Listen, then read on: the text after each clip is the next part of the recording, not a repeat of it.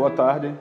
Eu vou falar aqui um pouco sobre PyMongo, que é a biblioteca oficial do MongoDB para Python. Primeiramente, meu nome é Arimatea, eu sou Full Stack Developer na Vinta. Sou formado em Ciência da Computação, com especialização em Ciência de Dados pela UPE e trabalho com Python e Django há 6 anos. Essa é a minha segunda Python Brasil e é isso aí. Falar só um pouquinho da Vinta antes de começar a falar sobre o assunto em si. A Vinta é um estudo de software de Recife e a gente trabalha com Django e React, a princípio, como as principais tecnologias. O foco da gente é trabalhar com clientes do exterior e a gente está sempre com vaga aberta, então quem tiver interesse em morar em Recife, trabalhar na Vinta, só acessar vintasoftware.com/careers e aplicar lá que a gente está sempre com vaga. Beleza. Antes de começar a falar de PyMongo em si, é importante a gente entender um pouquinho o conceito de NoSQL e do MongoDB em si. Então, vou falar aqui um pouquinho o que é NoSQL, por que existe o NoSQL e quais são os tipos de bancos de dados NoSQL, que são vários, diferentes dos bancos relacionais. Falar um pouquinho de MongoDB, como ele funciona, o que é o MongoDB e alguns conceitos. E aí a gente entra no PyMongo. Vou mostrar um CRUDzinho do PyMongo, um exemplo de join. E se tiver tempo, acho que é a parte mais interessante, que é um CRUD de Mongo com Flask, que fica mais visível de vocês entenderem como é que funciona o PyMongo. Beleza, NoSQL. Essa aqui é uma definição bem grande do que significa NoSQL, que quer dizer basicamente que NoSQL é todo banco de dados que não é SQL. Basicamente isso. A ideia é que seja um grupo mais genérico de banco de dados que não funcionam do modo tradicional de banco de dados, com armazenamento e recuperação de dados, com modelos baseados em bancos de dados relacionais. Então, os bancos de dados que não usam o modelo relacional são chamados de bancos de dados NoSQL. Por que esse banco existe? Primeiro, com a internet das coisas e o aumento da quantidade de sensores e de fontes de dados, hoje tem um grande volume de dados, então fica difícil você trabalhar com bancos relacionais tradicionais em escalas muito grandes, você vai ter que ter replicação e não é o foco principal desse banco, apesar de eles terem evoluído para poder conseguir fazer isso, não era o foco inicial. Hoje também todo mundo que já fez uma migração de banco de dados sabe a dor de cabeça que é fazer isso, então mudanças de esquema de banco de dados é muito mais facilitada quando você trabalha com bancos NoSQL. Outro motivo para bancos NoSQL é que hoje a gente tem diversas fontes de dados. Hoje a gente tem dados estruturados, semi-estruturados e dados não estruturados. Então, se você trabalha buscando dados na internet o tempo todo, você não tem uma estrutura fixa e transformar esse tipo de dados sem estrutura para um banco de dados relacional é um trabalho bem complicado de se fazer. Outro motivo muito importante é performance. A maioria dos bancos de dados no SQL eles são focados em algum tipo de performance, seja de escrita ou de leitura. E a escalabilidade, que a maioria desses bancos eles não trabalham com uma instância única do banco. Eles já trabalham com um cluster de banco de dados, facilitando a escalabilidade para quem está trabalhando com eles. E aí, existem 4 tipos principais de banco de dados no SQL. O primeiro é o banco de dados de documentos, onde ele armazena documento no banco. Documentos são dados semi-estruturados, normalmente em formato JSON. O MongoDB é um exemplo de banco de dados de documentos. Ele utiliza o BSON, que é um JSON binário. Existe outro tipo de banco de dados no SQL, que é colunar, que em vez de escrever em linha, ele escreve em coluna. Existe o banco de chave-valor, que é um banco também muito utilizado hoje, que ele basicamente funciona como uma tabela hash, para quem conhece. E existe o banco de dados de grafos, que ele armazena grafos, onde ele tem pontos e arestas direcionadas, fazendo relacionamento entre os dados. Aqui são alguns tipos de banco. Dois exemplos de bancos de documentos são NoSQL, o MongoDB e o CouchDB. O Mongo é mais famoso, mas o CouchDB é bem legal também, e os dois são open source. Colunares, a gente tem o Cassandra e o HBase. São dois bancos bem famosos, principalmente o HBase, para quem trabalha com Hadoop e Spark. Bancos de grafo, a gente tem o Neo4j e o Sonos. E bancos de chave de valor, a gente tem uma porrada, os mais famosos são o Memcache e o Redis. Beleza. Vamos falar um pouquinho sobre MongoDB. Está dando para ouvir aí atrás? Só... Beleza. Falar um pouquinho sobre MongoDB. O que é MongoDB? Como eu já falei, o MongoDB é um banco de dados baseado em documentos, JSON, que é um formato binário de um JSON. Então, quando você está trabalhando com MongoDB, você usa a escrita e leitura de JSONs, e ele, por baixo dos panos, transforma esse JSON e recupera o JSON em BSON, que é um formato binário. E o foco desse banco é flexibilidade de dados. Então, você consegue, numa mesma tabela, que não é tabela, eu vou falar daqui a pouco, ter vários dados em formatos diferentes. Para quem trabalha com Python, uma lista do Python é um exemplo disso. Você consegue adicionar vários dados de formatos de tipos diferentes dentro de uma lista. A escalabilidade, porque o MongoDB, ele por si próprio, quando você vai rodar, ele já vai num replica set, num cluster. Então, normalmente, você trabalha com um banco para escrita e 2 para leituras, a princípio. O foco dele é em consulta e indexação. Ele deixa um pouco a desejar na escrita. Então, se você tiver que fazer muita escrita rápido, pode ser que você tenha um pouco de problema. Eu já tive problema com isso na empresa que eu trabalhei. Luiz está aqui de testemunha. E ele fornece uma indexação bem legal que salvou a vida de Luiz também aí. É um exemplo vivo disso aí. O documento de um banco do MongoDB é basicamente um JSON. Esse é o formato base. É um JSON de chave de campo e valores, que ele chama. Então, você pode ter o nome dos campos e os valores podem ser lista, string, inteiro, double, assim por diante. É basicamente um JSON como a gente trabalha em JavaScript. E aqui são alguns conceitos do MongoDB que eu acho legal relacionar com o banco SQL tradicional. Fica bem visível de entender. Se você quiser, basicamente, fazer uma transferência do seu dado em um banco SQL para um MongoDB, é bem tranquilo.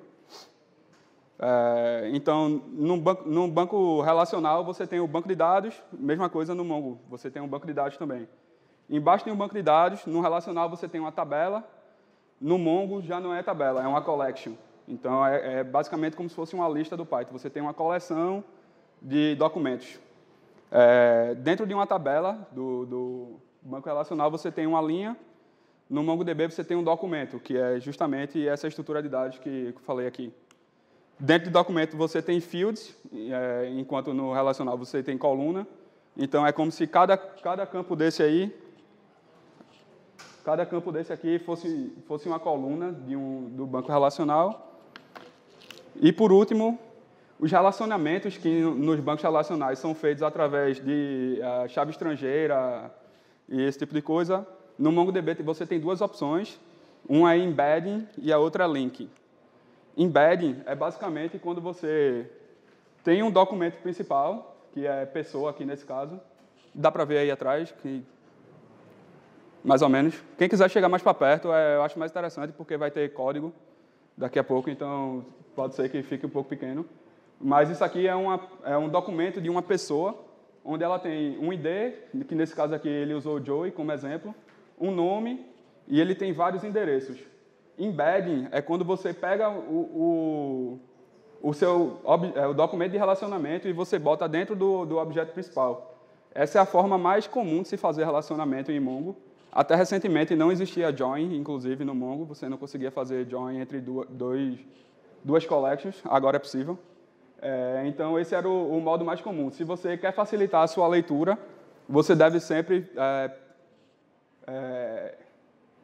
Caramba, faltou a palavra, mas tudo bem. Você deve focar nesse tipo de relacionamento, onde você tem o seu documento principal e você guarda os documentos secundários dentro do documento principal. Então, como nesse exemplo aqui, você vê que uma pessoa pode ter vários endereços que estão dentro da pessoa. Isso pode causar alguma replicação de dados, porque se você tiver mais de uma pessoa que tem esse endereço, por exemplo, você vai estar replicando ele, tudo bem, mas na hora de ler o dado é bem mais simples, porque você não vai ter que buscar em 2 tabelas ou collections diferentes. O outro modo de fazer relacionamento no Mongo, ele funciona basicamente como a gente faz no banco de dados relacional tradicional, que é por link. Então, você tem a pessoa Joe aqui, novamente, e aí dentro do endereço, dessa vez que tem uma collection de endereço, você bota um ID, uma chave estrangeira, como a gente usa em bancos relacionais, para essa pessoa. É exatamente igual como a gente faz em bancos relacionais. Essa é uma abordagem relativamente nova para o Mongo, por causa do Join, que é uma coisa que veio há pouco tempo, se não me engano, cerca de 1 ou 2 anos.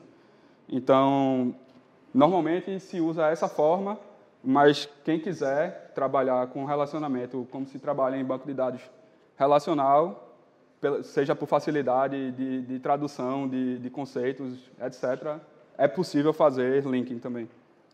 E aí, por que utilizar o MongoDB? Primeiramente, o MongoDB ele fornece um armazenamento de dados flexível. Então, por exemplo, aqui você tem uma pessoa, vamos supor que você só queria guardar o nome e o ID dessa pessoa a princípio, e aí, depois de 6 meses, você lembrou que você precisava da idade da pessoa também. No banco de dados relacional, você vai ter que fazer uma migração de dados para isso, você vai ter que fazer um update table, que vai modificar a sua tabela, você vai ter que lidar com todos os dados que você já tinha inserido nessa tabela para essa migração. Num banco de dados, no SQL, mais especificamente no MongoDB, você não precisa fazer nada disso. Basta que a sua nova pessoa que você está inserindo no banco de dados tenha o campo idade aqui embaixo, junto. Não vai ter conflito, não vai ter problema. Você vai ter que se preocupar com a leitura depois, porque você pode tentar acessar um campo que não existe num documento antigo, mas aí é muito mais simples do que fazer uma migração de dados. O MongoDB é muito fácil de integrar com aplicações. Eu vou mostrar, daqui a pouco a gente vai ver o PyMongo, que é a biblioteca para Python, mas ele basicamente tem uma biblioteca específica para cada linguagem, e todas essas bibliotecas elas seguem o mesmo modo de escrita do próprio MongoDB, então é bem fácil de transcrever de uma linguagem para outra. Por exemplo, você tem uma collection.find em Python, você vai ter uma collection.find em Node, você vai ter uma collection.find em Java, e assim por diante. Ele fornece consultas calculadas em tempo de execução, então você pode passar parâmetros que vão ser modificados em tempo de execução. Ele fornece indexação e agregação, como todo banco tradicional. Por padrão, ele já é um banco distribuído, como eu falei anteriormente. O padrão do MongoDB é que você use 3 instâncias do banco, uma de escrita e 2 de leitura. E a parte mais interessante é que ele é grátis e open source. Então, quem quiser contribuir para o Mongo é possível. Quem quiser usar o Mongo da forma que bem entender, é possível também, porque ele é grátis. E aí a gente entra aqui em PyMongo, que eles chamam de wrapper do Mongo para Python. Ele é muito parecido com você escrever consultas na própria IDE do Mongo, como o RoboMongo ou no próprio Shell. E aí é assim que se instala o PyMongo, difícil pra caramba. Basta você chegar no seu projeto lá, Virtual Ambiente, e quem não usar também, instalando a raiz, o que seja. Pip instala o PyMongo, está tudo funcionando. Basta você ter o Mongo instalado na sua máquina, rodando, que você vai conseguir conectar normalmente. E aí a gente chega no código. O pessoal aí atrás consegue ver o código? Beleza? Pronto. Massa. Basicamente, para você se conectar a um banco Mongo, você precisa importar o Mongo Client de PyMongo e instanciar esse client. Nessa hora da instanciação, você pode passar diversos parâmetros, como todo mundo deve imaginar já, você consegue passar o URL do banco, a porta, alguns padrões de replicação do banco, qual é a preferência de escrita, qual é a preferência de leitura, mas aqui é o modo mais simples para fazer. Inclusive, eu vou botar o link no final, esse código está todo no meu GitHub, quem quiser acessar e dar uma olhada, no final tem o link. E aí, esse banco aí eu estava rodando local, como eu estava rodando local, eu não precisei de nenhuma configuração extra, mas na hora de instanciar o Mongo Client, você consegue configurar todas as opções possíveis. E aí, para acessar um banco, a partir do client, você dá um get database com o nome do banco, e aí, se o banco já existir, ele pega o banco para você, se ele não existir, ele cria o banco e ele devolve. Então, o get database vai sempre funcionar, independente do banco existir ou não. Você não vai ter um erro se o banco não existir na hora de dar um get database. E para pegar a collection, que seria a tabela do banco de dados relacional tradicional, mesmo esquema do get database, mas a partir de um database você consegue dar um get collection. E aí ele segue a mesma lógica também. Se o banco já existir, se a collection já existir, ele retorna aquela collection. Se ela não existir, ela cria uma collection nova para você e ele retorna o resultado. Não tem erro, é só dar um get collection aí, qualquer coisa que vai funcionar. E aí, como é que a gente insere os dados num banco de dados no Mongo? Isso aqui é a API tradicional do MongoDB, para vocês verem como vai ser parecido com o wrapper de Python. A partir de um banco, você pega uma collection, e nessa collection você chama um insert, passando um documento ou uma lista de documentos JSON. Em Python é basicamente um dicionário ou uma lista de dicionário que você passa, e aí ele vai inserir para você. Esses dois parâmetros aqui é se você vai ter uma inserção ordenada e qual o padrão de escrita desse negócio é mais profundo. Quem quiser pode dar uma olhada na documentação depois ou vir conversar que a gente fala sobre isso. E aí, um exemplo aqui de como inseriam dados em Mongo. Você tem um dicionário em Python, todo mundo deve conhecer aí. Basicamente, collection.insert data.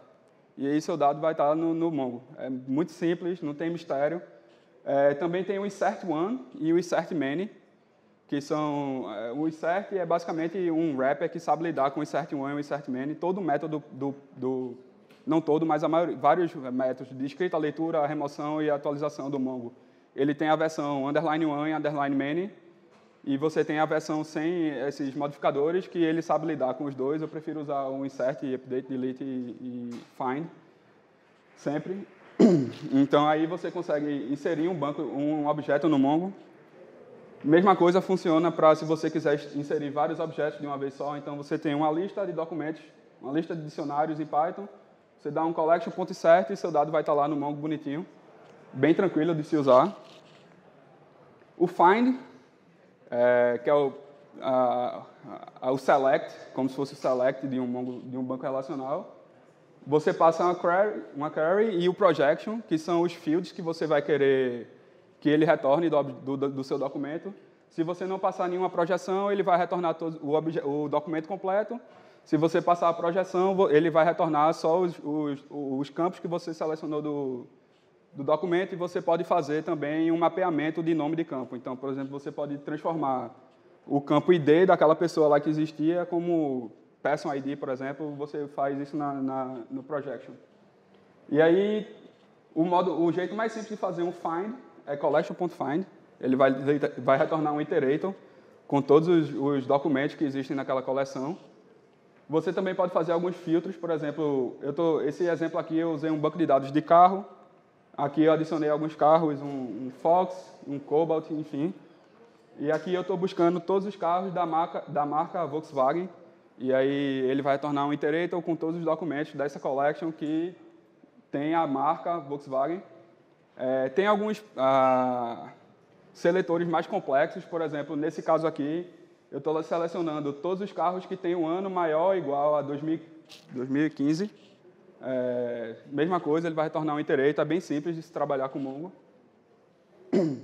Mais alguns exemplos aqui.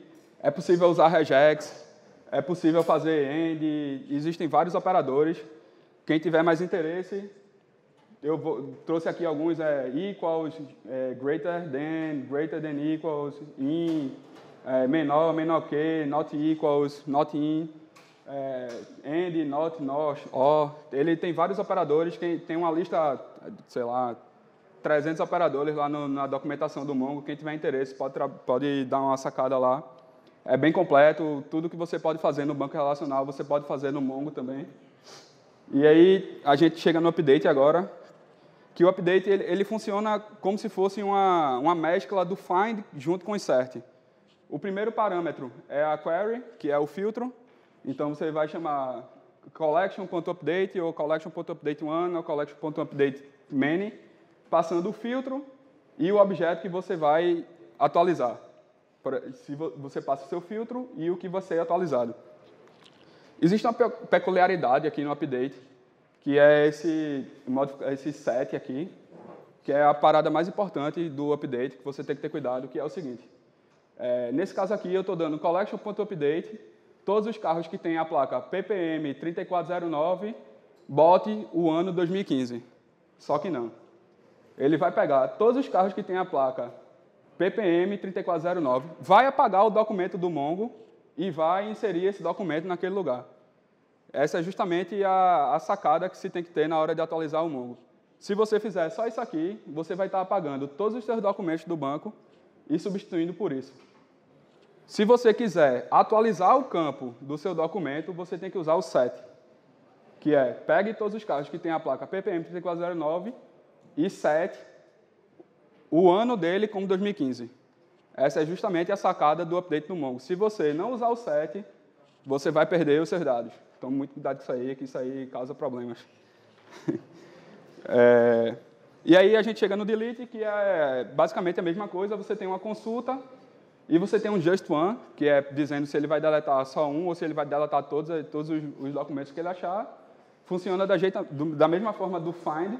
Então, se você der um collection.remove, passando a marca Volkswagen, ele vai estar deletando todos os documentos, todos os carros da marca Volkswagen da sua coleção.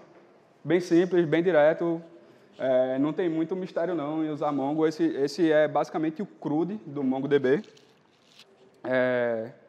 E aqui é um join, que ele é feito a partir desse operador lookup. E aí você vai ter uma collection.find, e aí você vai, como é feito aqui, collection.find, e aí em vez de usar um operador end, por exemplo, você vai usar o operador lookup. Bora.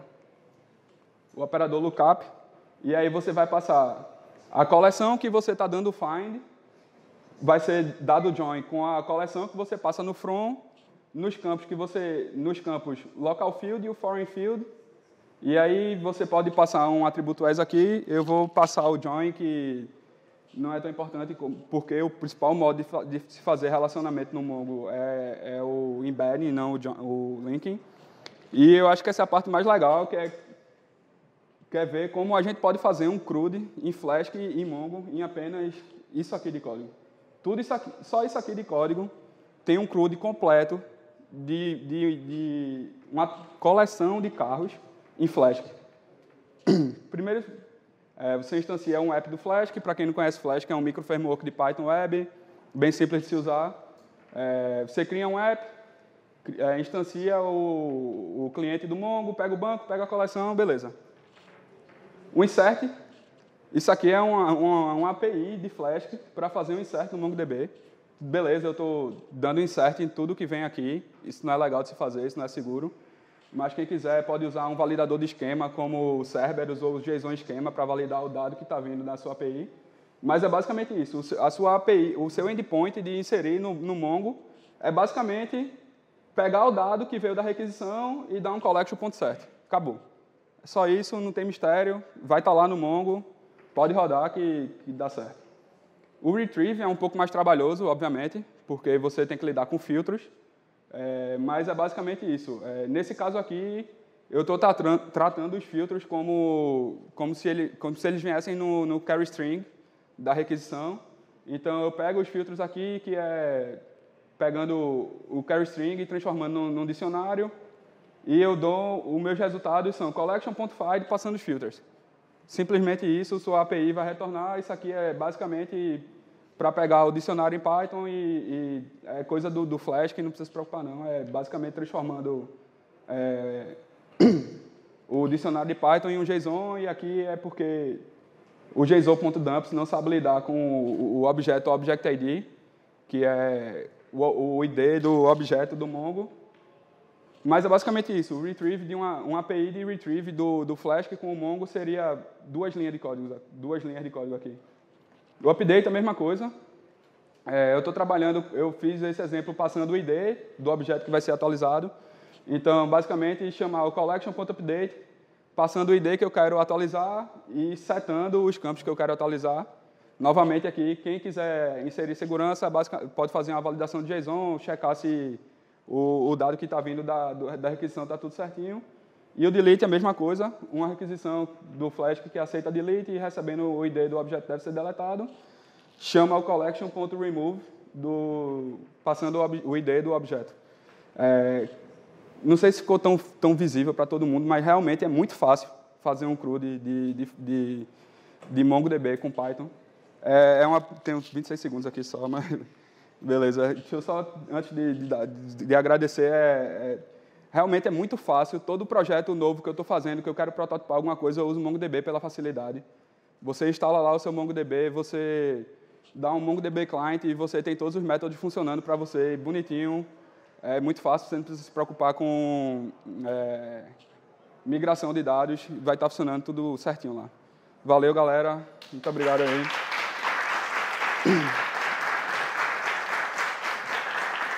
Só antes das perguntas... Tem tempo para pergunta? Pronto. Antes das perguntas aí, as 3 primeiras pessoas que fizerem pergunta vão ganhar o café da Vita aí.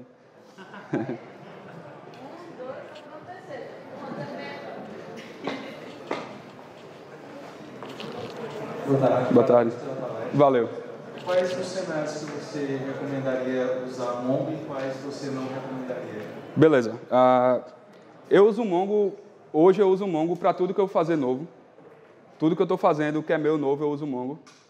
Mas aí, se você quer ter um software que é tradicional, que você vai ter, sei lá, trabalhar com esquema fixo, que não vai ter tanta mudança de esquema, que realmente se comporta como tradicional, use o banco de dados relacional, não vá para NoSQL. Você só vai precisar realmente de um banco NoSQL se você está buscando dados de fontes diferentes. Por exemplo, você está crawleando vários sites diferentes, cada site fornece o dado de uma forma diferente.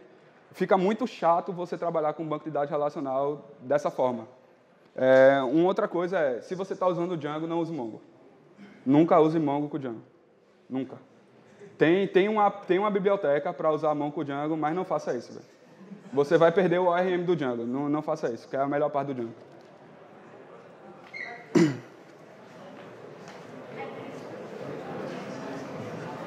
Ele acabou de responder minha pergunta, porque você trabalhava com o Django e a minha pergunta era como iria utilizar o Mongo com o Django utilizando a ORM? Não vai. Não vai. Tipo, você pode. Ninguém vai lhe impedir. Mas é que realmente não faz sentido usar Mongo com o Django. O Django foi construído para ser relacional e ele tem um ORM sensacional para trabalhar com banco de dados relacional. O Mongo ele te dá um ORM massa também para você trabalhar, mas são coisas diferentes. Tá ligado? Você chegou a fazer algum teste de análise, alguma análise sobre o desempenho da consulta do Ender ou usando aquela estratégia de join que você mostrou, semelhante à chave estrangeira, tanto para saber como é que o Mongo se comporta, se ele vai, por exemplo, fazer 2 consultas, uma para saber o primeiro documento e depois o segundo, e para fazer análise de desempenho, né? Qual é melhor? Não cheguei a fazer análise de desempenho. Eu confiei no que eles falam. É basicamente isso. O linking e o join é uma coisa nova no Mongo. É relativamente nova. Tem da versão 3.5, se eu não me engano. Então, até essa versão não se utilizava muito o join. Tem gente que faz porque quer transcrever o banco de dados relacional para o Mongo, que é bem fácil de se fazer, inclusive. Normalmente eu uso dessa forma, porque é mais fácil da gente entender como está funcionando. Mas eu não parei para analisar desempenho, não. Eu confiei no que a galera diz.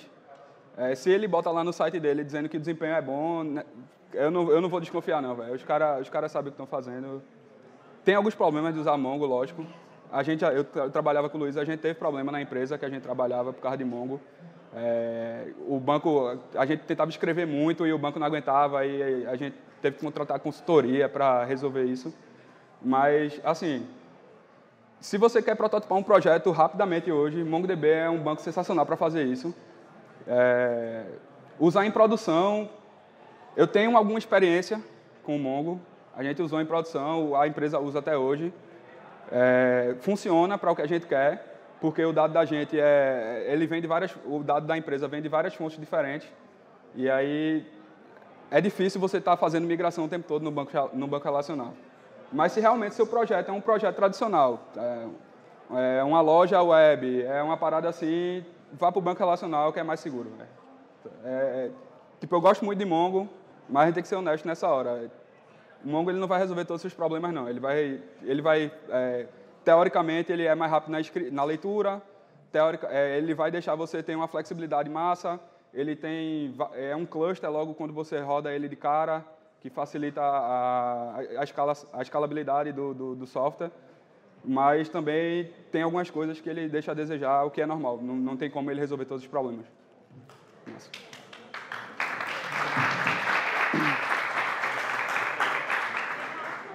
Tem uma pergunta? Tu tem como repetir? Eu não ouvi, não. Tipo, eu usando o MongoDB, Aham. o HostDB. Tem como migrar a informação de um para o outro? Tipo assim, não quero mais usar o Mongo hoje, eu quero todo hoje, quero ir para o Mongo. Cara, eu não sei te dizer, mas eu acredito que sim, porque eu nunca parei para estudar o CouchDB a fundo, mas eu acredito que ele usa Document.json também. Então, não teria mistério, porque os dois são flexíveis enquanto a estrutura. Então, se você ler de um e escrever no outro, ele vai. Não deve ter muito mistério, não. Não sei se tem uma parada já que pega uma collection toda e copia de uma vez. Provavelmente teria que fazer na mão um script que lê de um e joga no outro. Mas não deve ter problema, não. Deve ser bem tranquilo fazer isso. Tranquilo? Valeu. Obrigada.